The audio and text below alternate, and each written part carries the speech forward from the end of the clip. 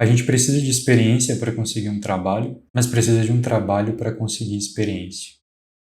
Bom, o meu primeiro estágio foi numa escola de treinamentos na área de software livre. Linux, PHP, Java, JavaScript, essas coisas. E o meu trabalho lá era ajudar a montar e revisar as apostilas dos treinamentos. Depois disso eu comecei a dar algumas aulas, lógica de programação, PHP, HTML, CSS, e no final eu estava programando PHP, eu estava fazendo telas e relatórios para uma empresa que tinha um contrato de educação à distância com essa escola. E a escola era pequena, não era nada muito grandioso, e ainda assim eu pude ganhar 2 anos de experiência trabalhando lá, antes mesmo de formar na faculdade.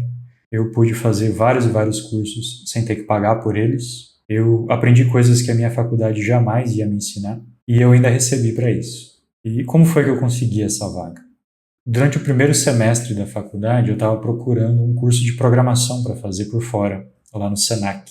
E eu escolhi fazer PHP, porque era uma linguagem que eu já conhecia um pouco e era uma linguagem que eu via em muitas das vagas que a secretaria do curso divulgava.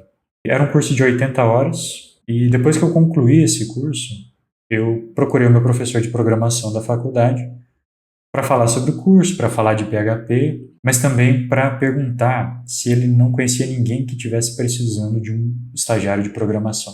Eu sabia que ele tinha uma empresa de treinamentos, então eu imaginei que ele provavelmente conheceria alguém que estivesse precisando aí de mão de obra.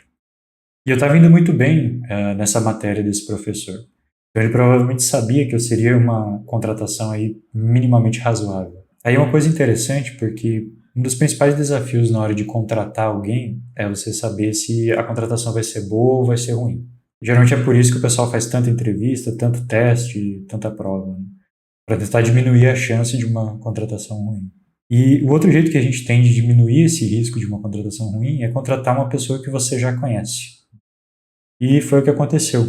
Ele me convidou para visitar a empresa dele e para conversar com a gerente dos estagiários. E eu conversei com ela e sem fazer nenhuma prova, sem fazer nenhum teste, sem concorrer com ninguém por essa vaga, eu estava estagiando naquela semana mesmo. Quem dera se ainda fosse assim hoje em dia, né? Se fosse fácil do mesmo jeito. Isso aconteceu em 2009 e já tem mais de 15 anos. E desde então o nosso mercado cresceu muito, a concorrência está muito maior e está bem mais difícil de conseguir uma vaga. Mas ainda assim, eu acredito que tem 3 lições importantes na minha experiência que podem ser úteis para você. A primeira lição é que o seu primeiro estágio nem sempre vai ser alguma coisa chique, vai ser numa big tech, numa marca conhecida ou algo do tipo. E ainda assim vai ser muito valioso, você vai aprender muito, vai ter bastante importância para a sua carreira. Então, não ignore as empresas pequenas e não ignore as empresas desconhecidas.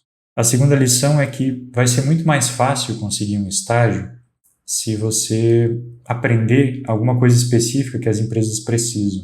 E no meu caso era PHP, mas para você pode ser alguma coisa de front-end, pode ser Python, ou qualquer outra coisa moderna que você possa aprender aí em 60, 80, 100 horas de treinamento.